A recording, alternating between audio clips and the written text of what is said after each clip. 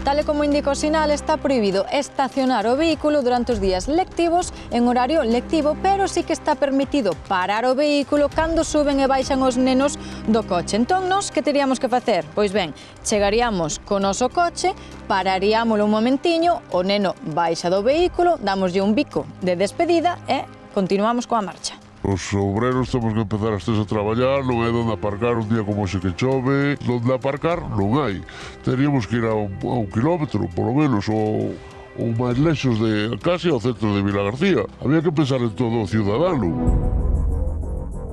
A ver, a utilización de carril non é para iso, é só para os 20 minutos de deixalos e de recollelos. Que pasa? Que non se utiliza para nada, os meniños non xogan aquí fora nin nada, pois tampouco me parece como para multar. Aún encima das multas que ponen dun precio enorme. ¿Conoces a alguén? Sí, un señor, non voy a decir quién, pero me lo acaba de decir ahí en el colegio y vamos. De canto? De 150 euros ou algo así me dijo.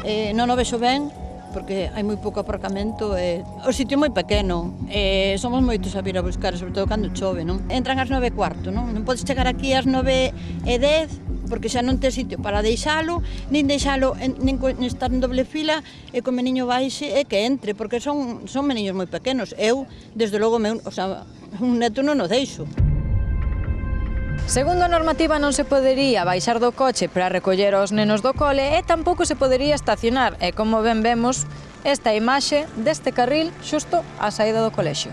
Acaba de pasar a policía. E acabame de avisar que non podo estar aquí aparcado. Non vexo lógico, porque total é un tempo de 2:05, 2:10 a 2:20. Non lle molestamos a ninguén. Non boto o vehículo aí todo o día aparcado. Vexo unha tontería.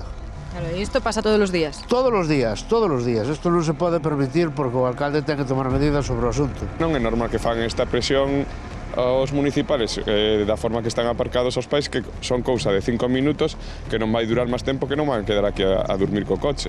Entón, que teñen que dar un poquinho de man ancha. Dende o Concello indican que as normas están perfectamente definidas e que se non se cumpren se entorpece a entrada e saída do alumnado. No hay sitio para aparcar, yo vengo a -4 y él sale a 5 y tengo que estar dando vueltas todo el rato porque no hay sitio para aparcar. ¿Qué crees que habría que poner aquí? Hombre, es que esta acera tan grande sobra, yo creo. Ya lo estábamos hablando varios allí, que esta acera tan grande sobra.